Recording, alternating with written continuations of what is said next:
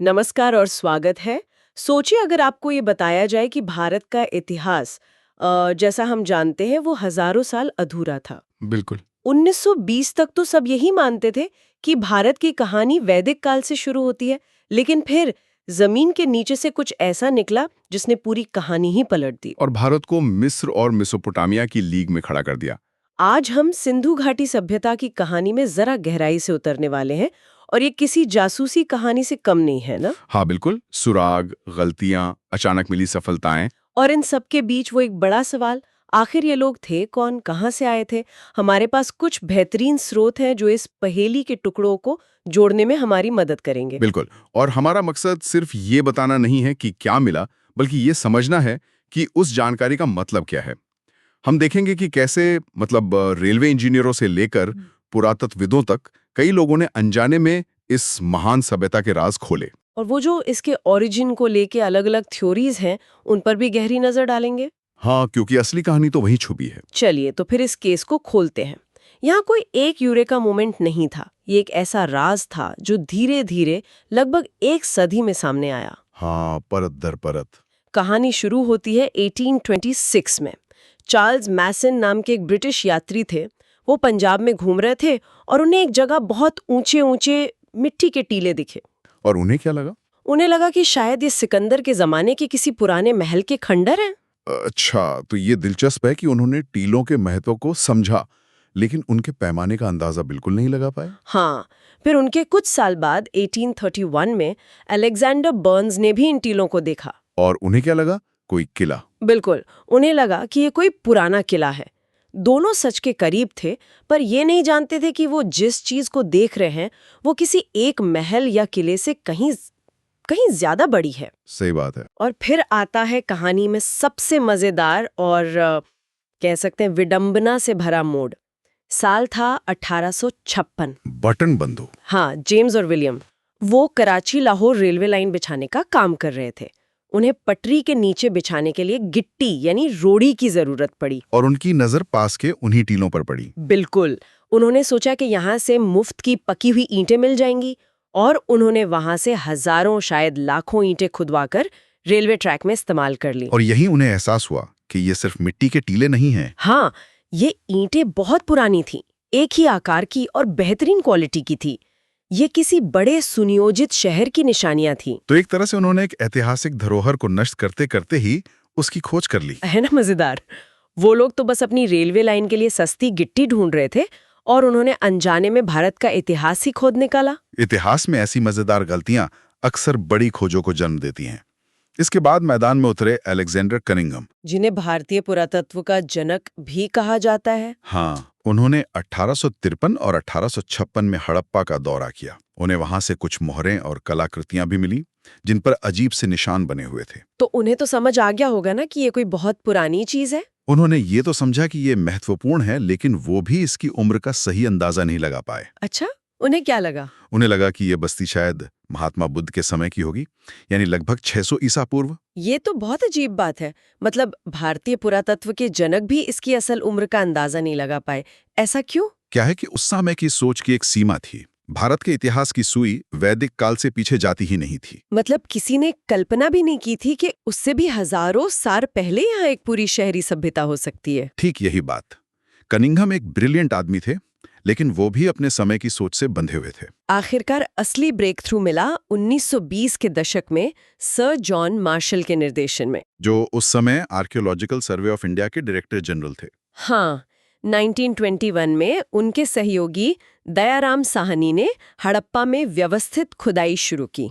और ठीक अगले साल 1922 में एक और आर्कियोलॉजिस्ट लाखालदास बैनर्जी, उन्होंने मोहनजोदड़ो की खोज की। बिल्कुल, हड़प्पा से लगभग 600 किलोमीटर दूर सिंध में एक और टीले की खुदाई की जो बाद में मोहनजोदड़ो कहलाया। और फिर 1924 में जॉन मार्शल ने लंदन के एक साप्ताहिक पत्र में इस खोज की औपचारिक घोषणा की। वो एक ऐतिहासिक क्षण था। पहली बार दुनिया को आधिकारिक तौर पर पता चला, हाँ, कि भारत में मिस्र और मेसोपोटामिया के समय की एक महान सभ्यता मौजूद थी।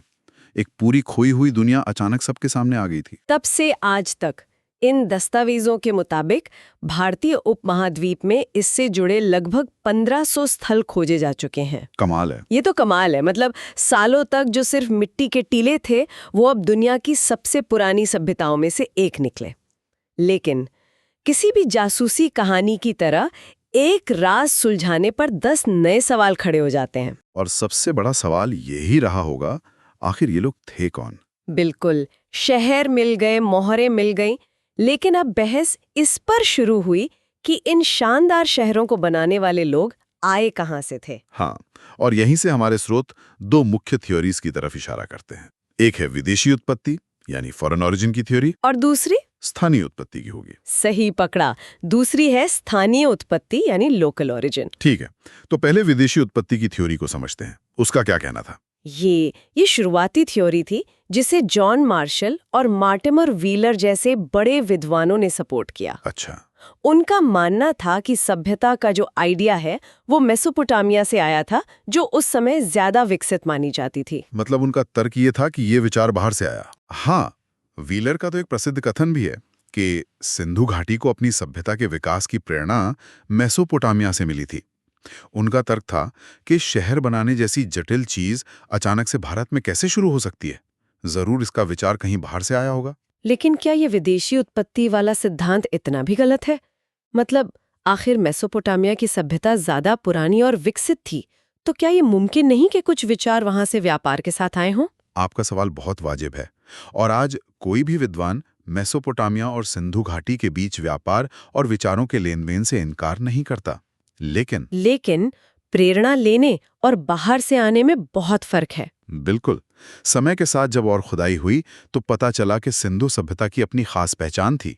उनकी नगर योजना, उनकी लिपि, उनकी मोहरें सब मेसोपोटामिया से बिल्कुल अलग थी। तो पूरी सभ्यता बाहर से आई, ये थ्योरी धीरे धीरे खारिज हो गई। हाँ, ज्यादातर विद्वानों ने इसे नकार दिया। अच्छा, तो अगर ये बाहर से नहीं आई तो फिर कहाँ से आई? हमारे स्रोत क्या बताते हैं कि इसकी जड़ें कहाँ थीं? बिल्कुल, और यहीं पर कहानी और भी दिलचस्प हो जाती है। ज्यादातर विद्वान अब स्थानीय उत्पत्ति के सिद्धांत को मानते हैं कि ये सभ्यता यहीं भारतीय उपमहाद्वीप में पहले से मौजूद ग्रामीण संस्कृतियों से धीरे धीरे विकसित हुई। लेकिन इस एक सिद्धांत के अंदर भी हमारे स्रोत 4 अलग-अलग मतों की ओर इशारा करते हैं। हाँ, इसमें भी कई मत है। ठीक है, तो पहला कौन सा है? पहला है बलूची मत। ये कहता है कि आज के बलूचिस्तान की जो छोटी छोटी ग्रामीण संस्कृतियां थी ना, जैसे कुल्ली, नाल। हाँ, कुल्ली, नाल, झोब, वो समय के साथ विकसित हुई, आपस में मिली और उन्होंने ही मिलकर इस महान शहरी सभ्यता को जन्म दिया। ये भौगोलिक रूप से सिंधु घाटी के पड़ोस में ही थी। मतलब पड़ोस के गांव ही बड़े होके शहर बन गए, तो काफी तार्किक लगता है। हाँ, ये सबसे सीधा और तार्किक सिद्धांत लगता है। लेकिन फिर सवाल उठता है कि क्या सिर्फ ये संस्कृतियां ही काफी थी या कोई और भी था? और यहीं पर दूसरा मत आता है, सोथी मत। अमलानंद घोष जैसे भारतीय पुरातत्वविदों का मानना था कि राजस्थान की सोथी संस्कृति ने इसके विकास में बहुत बड़ा योगदान दिया। सोथी संस्कृति, ये नाम मैंने कम सुना है। इसमें क्या खास था? खास बात यह है कि कुछ विद्वानों जैसे आलचिन दंपति का तो ये मानना था कि सोथी संस्कृति सिंधु सभ्यता से अलग थी ही नहीं, बल्कि उसी का शुरुआती अविकसित रूप थी। अरे वाह, ये तो बहुत बड़ा दावा है। हाँ, इसका मतलब है कि जिसे हम पूर्व हड़प्पा कहते हैं वो असल में प्रारंभिक हड़प्पा हो सकता है। ये एक सीधी विकास की लाइन दिखाता है। अच्छा, ये तो नजरिए का फर्क है। और तीसरा मत क्या है? तीसरा मत है द्रविड़ मत। ये सबसे पुराने सिद्धांतों में से एक है, जिसे राखालदास बनर्जी ने ही दिया था। बिल्कुल, जिन्होंने मोहनजोदड़ो की खोज की थी।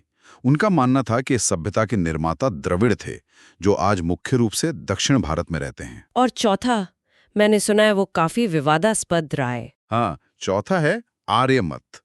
एसआर राव जैसे कुछ विद्वानों का मानना था कि ये आर्यों की ही सभ्यता थी। उन्होंने इसके क्या सबूत दिए? उन्होंने कुछ मोहरों पर घोड़े जैसे चिन्हों और लोथल जैसी जगहों पर मिले अग्निकुंडों को इसका सबूत माना, जो पारंपरिक रूप से वैदिक आर्यों से जोड़े जाते हैं। ये थ्योरी इसलिए विवादास्पद है क्योंकि ये उस पारंपरिक धारणा को चुनौती देती है कि आर्य बाहर से आए थे। बिल्कुल, ये कहती है कि आर्य यहीं के थे और सिंधु सभ्यता उनकी ही थी। हालांकि ज्यादातर विद्वान राव की इस व्याख्या से सहमत नहीं हैं। तो कुल मिलाकर आज ज्यादातर झुकाव इस तरफ है कि ये यहीं की ग्रामीण संस्कृतियों जैसे बलूची और सोथी के विकास से बनी एक सभ्यता थी। बिल्कुल, आम सहमति इसी ओर है कि ये एक लोकल फिनोमेना था, लेकिन ये सभी अभी भी सिद्धांत ही हैं। जब तक हम उनकी लिपि नहीं पढ़ लेते, कोई भी बात 100% यकीन के साथ नहीं कह सकता। लिपि की बात हम बाद में करेंगे, लेकिन ये तो हुई सिद्धांतों की बात। खुद उन लोगों के बारे में क्या हमें कोई ऐसा फिजिकल सबूत मिला है जिससे पता चले कि वे कैसे दिखते थे? हाँ, और यहाँ पर स्रोत एक बहुत ही हैरान करने वाली जानकारी देते हैं। इसका जवाब हमें मोहनजोदड़ो से मिले मानव कंकालों और खोपड़ियों के विश्लेषण से मिलता है। अच्छा, क्या पता चला? वहां से मिले अवशेषों का अध्ययन से पता चलता है कि उस एक शहर में कम से कम 4 अलग-अलग प्रजातियों के लोग रहते थे। 1 मिनट, 4 अलग-अलग प्रजातियां उस जमाने में? हाँ, ये तो आज के न्यूयॉर्क या लंदन की बात नहीं हो रही, ये 4,500 साल पुरानी बात है। कौन-कौन सी थी ये प्रजातियां? इन दस्तावेजों के मुताबिक ये 4 प्रजातियां थीं: प्रोटो ऑस्ट्रोलॉइड, भूमध्य सागरीय मतलब मेडिटेरेनियन, ओके, फिर अल्पाइन और मंगोलॉइड। ये तो अविश्वसनीय है। इसका मतलब तो ये हुआ कि ये कोई बंद एक जैसी संस्कृति नहीं थी। ये एक खुला हुआ मेल्टिंग पॉट जैसा समाज था। बिल्कुल, जहां शायद अलग-अलग जगहों से व्यापारी, कारीगर और दूसरे लोग आकर बस गए थे। ये उस जमाने के हिसाब से एक बहुत बड़ी और आधुनिक बात है। ये किसी प्राचीन गांव जैसा नहीं, बल्कि आज के मुंबई या दुबई जैसा लगता है। आपने बिल्कुल सही समझा।